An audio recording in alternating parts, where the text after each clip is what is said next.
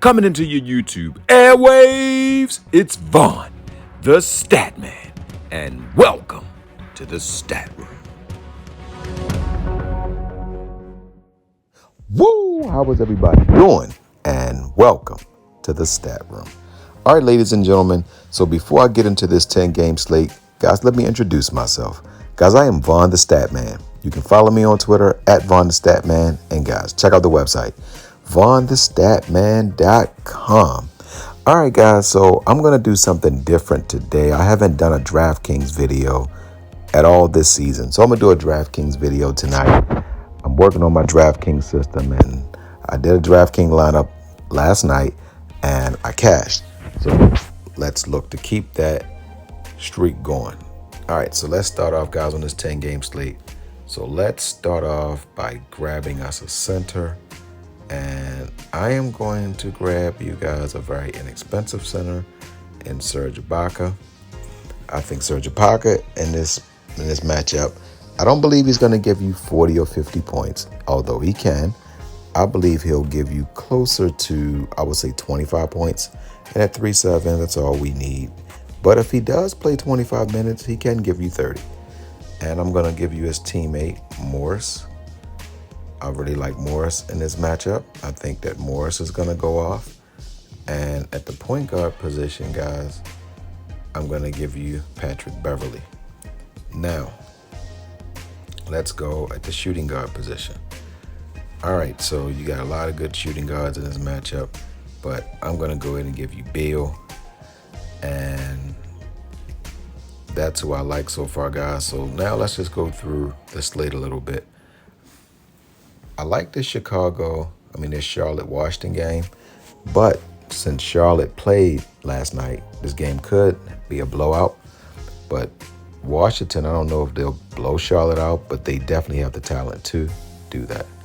Houston at Philly is an interesting game because on the surface, it appears that Philly would just blow Houston out, but Philly typically don't blow anybody out, and Houston is starting to play pretty good. So don't be afraid to play that game. I really like this Memphis-Brooklyn game. This game should be very competitive. You got two of the best teams in the NBA going at it. Orlando just played a thriller in Boston and won. I don't know how much gas they'll have left in the tank to go up against a very, very strong Chicago team. I probably won't have much interest in that game. Detroit at Milwaukee. Detroit get a couple guys back, but Milwaukee is probably a top 3 team in the East. So I think they blow the doors off Detroit. So I don't have a lot of interest in that game unless it's going to be players that's $6,000 or less. Guys, when you're looking at a game and you think it could possibly be a blowout, you want to target the players that are $6,000 or less because they can make value in 3 quarters. Like if you pick Antetokounmpo, and let's say he's $12,000, if he doesn't play the 4th quarter, but he gets you 15 points a quarter, he doesn't make value. But if you get someone that's, let's say you get a DiVincenzo, even though he's not playing. Let's say DiVincenzo. All right, let's go on. I'm getting an example of what I'm talking about. All right, so if you look at this game, you got Diallo and Cunningham is back, so it should make it a little bit more competitive. But let's say you go with a guy like a Grayson Allen, right? And you look at Grayson Allen numbers. He's playing 30 minutes. So Grayson Allen could be value. Let's say Grayson Allen gets hot and he makes his first 3 shots, get a couple assists. He goes into the halftime with 15 points, play in the 3rd quarter, get 8 points. He's the one you take a chance on because he's very inexpensive. Like I would definitely run Sabian Lee. I don't see how he hurts you at 4-3. I would definitely take a chance on him. But Hayes is the one that I will play. He's 3,400. I don't see how he hurts you. So that's what I mean when I say just get somebody that's inexpensive in a game that you think could potentially be a blowout.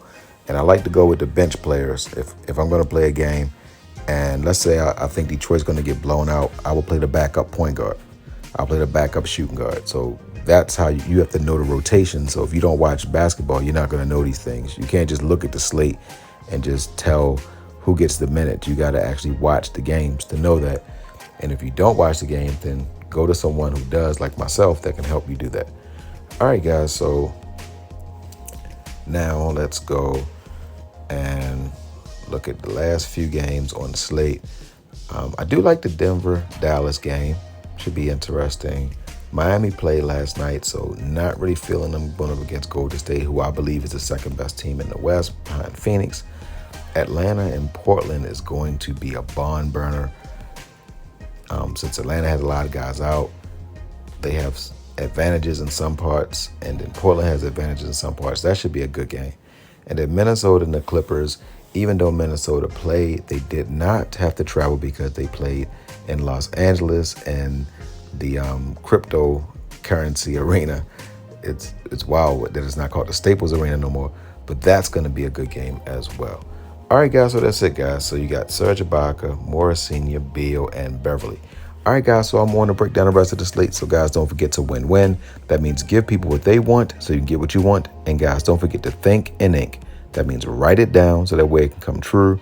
And good hunting on all your DFS contests today. Love you guys.